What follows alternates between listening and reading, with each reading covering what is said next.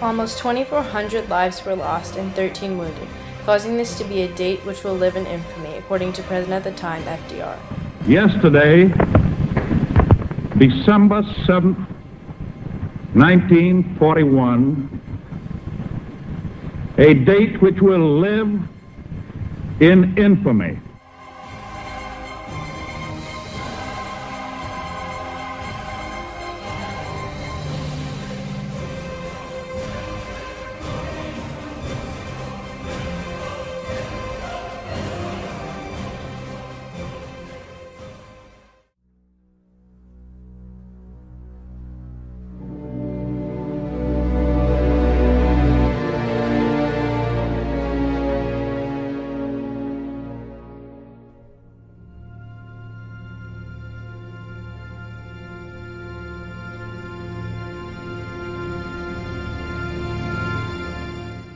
By late 1941, the United States cryptanalytic groups such as the SIS and the ONI had cracked several Japanese ciphers, so it is debatable as to the possibility of these groups intercepting a message that could have allowed the United States information about what was to occur and how to prepare for the attack.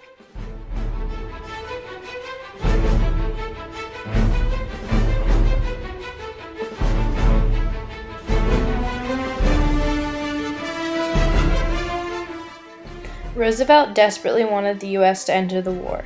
He states to William White, a close friend in 1939, "If Germany or Russia win the war or force a peace favorable to them, the situation of your civilization and mine is indeed in peril."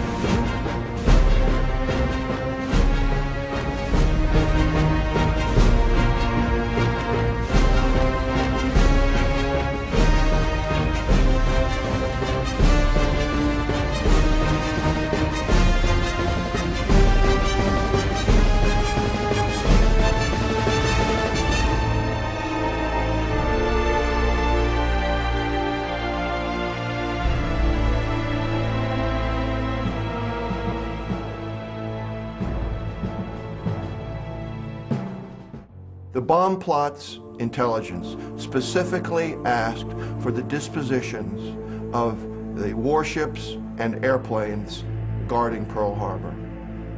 The obvious intent of the bomb plot's intelligence was to place a grid over Pearl Harbor so that pilots flying in would immediately be able to identify the targets.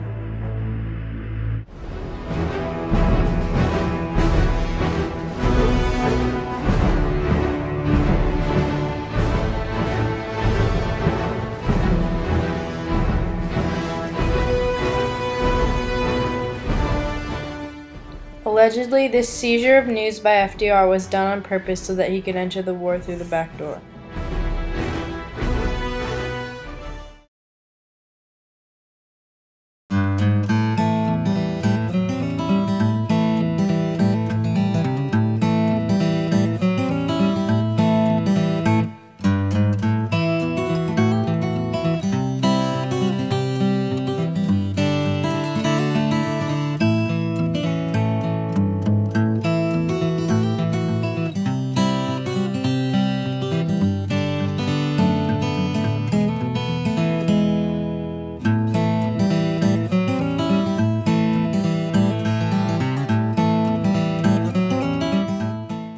I have no opinion about the conspiracy theory. I was in my preteens around the time the war ended, so we only knew one story, and that's all it was until many years later. I think that all politicians lie when it suits them, so who knows what to think. And at this point in my life, it does not make any difference. It's young people like you that change the history books, not us older folks. Looking back on what I know, I think the answer is probably yes, but who am I to say?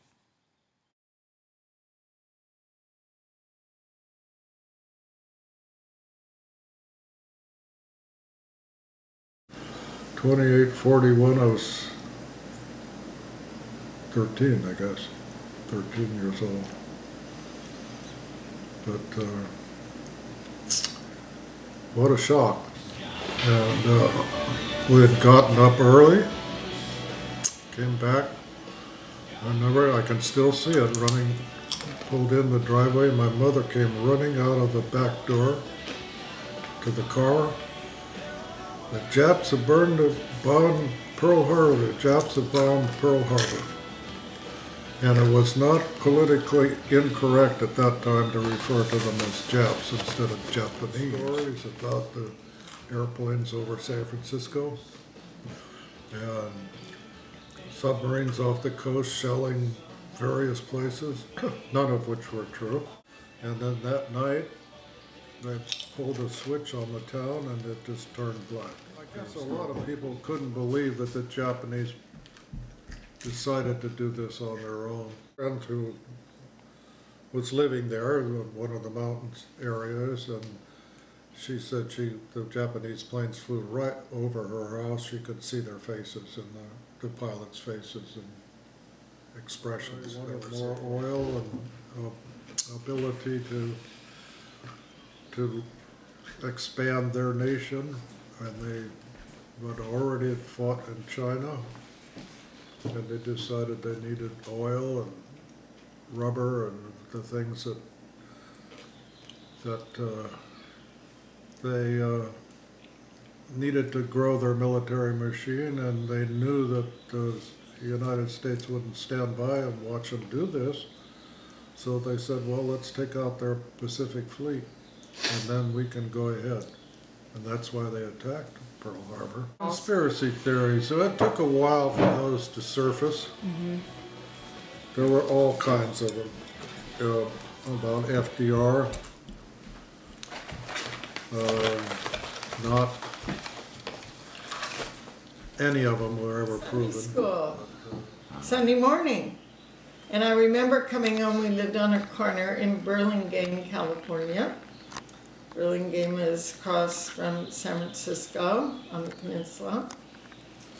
And I remember walking up this little grassy hill in our home, and people running, and it must have been my grandmother or my mother, but people running saying, we've been bombed, Pearl Harbor's been bombed. They were yelling. Everybody was yelling and crying. It makes me cry because it was a shock. And you know, you're little, I'm say 7 maybe. You don't know about war except that people die. My dad went right down to sign up, and he was rejected because of his allergies. Like that.